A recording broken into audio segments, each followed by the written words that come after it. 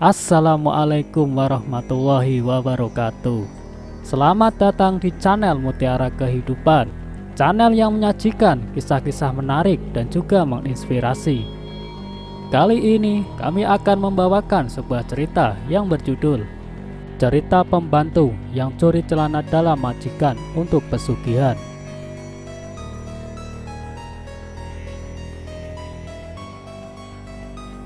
Painem sudah bekerja sebagai asisten rumah tangga majikannya selama kurang lebih 3 tahun. Selama menjadi pekerja itu, ia tidak tinggal di rumah majikannya, melainkan pulang pergi dari rumahnya yang jaraknya jauh. Karena itu, ia hanya bekerja dari jam 9 pagi sampai jam 5 sore saja. Majikan Painem adalah pengusaha sukses di bidang tekstil. Pendapatannya sebulan bisa setara dengan gaji Painem seumur hidup. Meski sukses, majikannya adalah orang yang baik. Ia berbaik hati menggaji Painem di atas rata-rata UMR. Bahkan Painem sering diberikan bonus atas kerja kerasnya mengurus rumah. Akan tetapi, Painem merasa tidak puas dengan semua kebaikan itu. Meskipun gajinya lumayan dan sering diberi bonus, Painem tetap merasa kekurangan.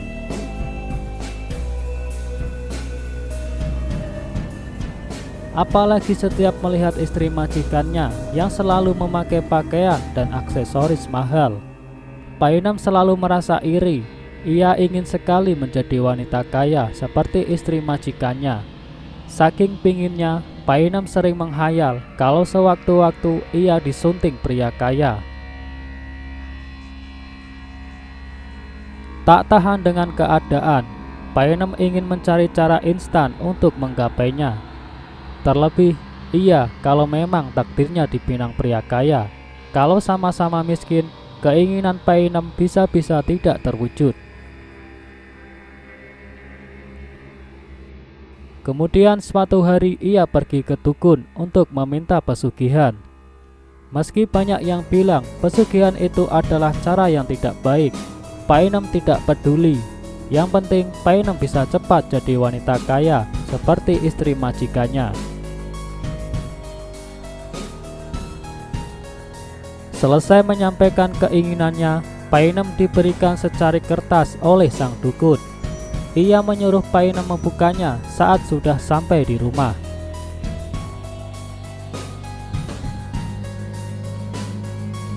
Sesampainya di rumah, Painem bergegas membuka kertas itu. Isinya adalah, ambil dan bawa pulang celana dalam majikanmu yang kaya raya itu setiap malam Jumat. Jika kau lakukan ini, kau akan ketularan kekayaan majikanmu. Painem berpikir sejenak bagaimana caranya mengambil celana dalam majikannya. Painem tahu caranya. Kan celana dalam tuan itu banyak, pasti kalau diambil beberapa enggak bakal tahu, ujar Painem. Keesokan harinya, tepat malamnya malam Jumat, Painem datang pagi sekali. Ia terlalu bersemangat untuk menjalankan ritual itu. Sampai-sampai semua baju kotor yang ada di keranjang hari itu selesai ia cuci. Ia kemudian menyembunyikan salah satu celana dalam majikannya di suatu tempat agar mudah diambil. Setelah selesai mencuci, Painem mencari cara agar ia bisa berada di rumah ini sedikit lebih lama untuk menjalankan ritual itu. Kemudian Painem berencana untuk pura-pura sakit agar dia disuruh majikannya untuk tidur di rumah ini dan pulang esoknya. Rencana Painem berhasil. Selesai melakukan tugasnya yang terakhir, dia izin untuk tidur di kamar. Painem sudah membayangkan dia bisa membeli tas dan baju mahal.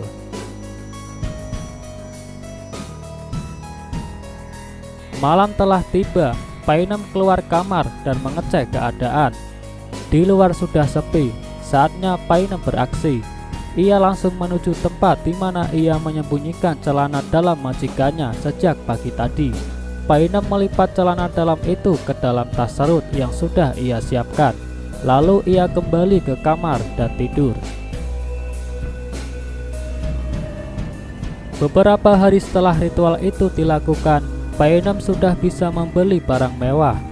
Celana dalam yang ditaruhnya di rumah itu yang membawa keuntungan ini. Karena rumahnya yang jauh, majikannya tidak tahu kalau Painem diam-diam menjadi orang kaya dadakan. Apalagi ketika kekayaan itu berasal dari mencuri celana dalam majikannya. Ritual itu akhirnya rutin Painem lakukan hampir selama 3 bulan. Dan selama itu Painem sudah menjadi orang kaya sungguhan.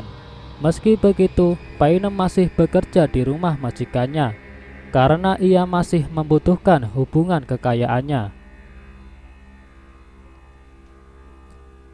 Tapi suatu hari ada kabar buruk. Pabrik tekstil yang dimiliki oleh majikannya tiba-tiba bangkrut. Majikannya terpaksa menutup usaha itu dan menjadi pengangguran. Ia kemudian menggunakan uang tabungannya untuk memenuhi kebutuhan hidup. Semakin hari, majikannya belum bisa mendapatkan pekerjaan baru. Alih-alih membangun usaha seperti sedia kala, uangnya semakin lama semakin menipis untuk membayar hutang. Bahkan suatu hari, majikannya harus menggadaikan perhiasan istrinya untuk memenuhi kebutuhan hidup. Tak disangka, hal itu berimbas kepada nasib Painem. Uang yang ada di rumahnya tiba-tiba berkurang jumlahnya. Karena itu, Painem terpaksa menjual tas dan baju mahalnya. Kini uang Painem dari hasil pesugihan juga semakin menipis. Painem heran, kenapa hal itu bisa terjadi? Apa mungkin ketularan yang dimaksud dukun itu adalah segala nasib yang menimpa majikannya?